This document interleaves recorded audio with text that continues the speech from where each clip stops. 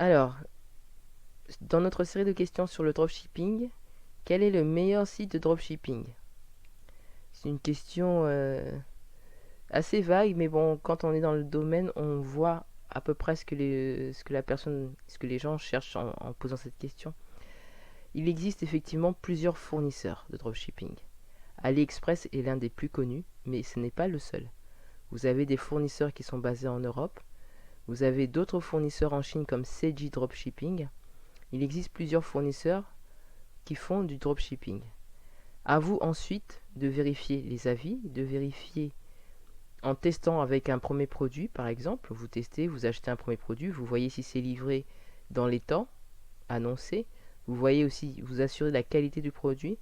Et surtout, c'est à vous que revient la responsabilité de vous informer concernant les règles douanières. Quelles sont les règles douanières?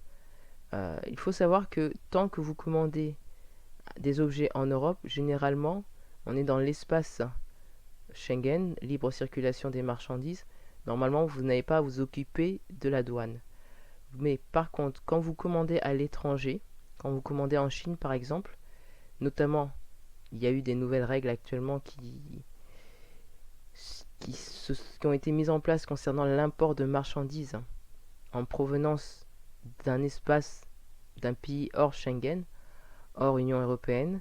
Donc c'est à vous de vous renseigner sur ces règles-là et de vous assurer que vous faites bien les choses en conformité avec les lois, avec la loi en la matière. Surtout, ne prenez pas de risques.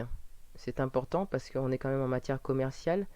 Si vous commandez par exemple des jouets pour enfants et qu'il arrive un problème auprès des clients, si le client porte plainte, votre responsabilité peut être engagée. Donc c'est pour ça qu'il est important de savoir quels sont les produits qui sont réglementés, quels sont ceux qui ne sont pas réglementés. Et de manière générale, c'est vrai que d'acheter à des fournisseurs qui sont en Europe, ça coûte un peu plus cher, mais ça peut peut-être vous éviter d'avoir à gérer tout ce qui est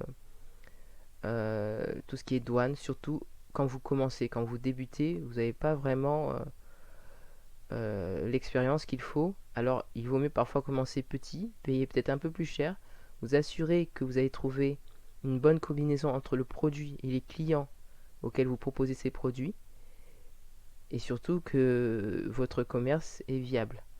Ensuite, effectivement, vous pouvez commencer à faire des quantités. Voilà, n'hésitez pas si vous avez d'autres questions à ce sujet, et je vous dis à bientôt.